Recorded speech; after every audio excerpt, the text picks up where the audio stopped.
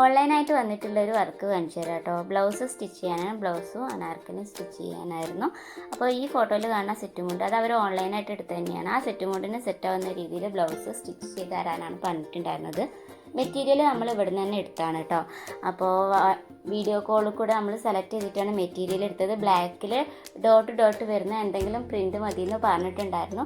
അപ്പോൾ അങ്ങനെ തന്നെയാണ് നമ്മൾ എടുത്ത് കൊടുത്തിട്ടുള്ളത്. പിന്നെ പഫ് സ്ലീവും പഫിൻ്റെ മോഡലൊക്കെ നമുക്ക് വാട്സപ്പിൽ ചെയ്ത് തന്നിട്ടുണ്ടായിരുന്നു. അപ്പോൾ അതുപോലെയാണ് നമ്മൾ ചെയ്ത് കൊടുത്തിട്ടുള്ളത്. പിന്നെ ഷോൾഡർ ഹുക്കൊക്കെ ചെയ്ത് കൊടുത്തിട്ടുണ്ട്.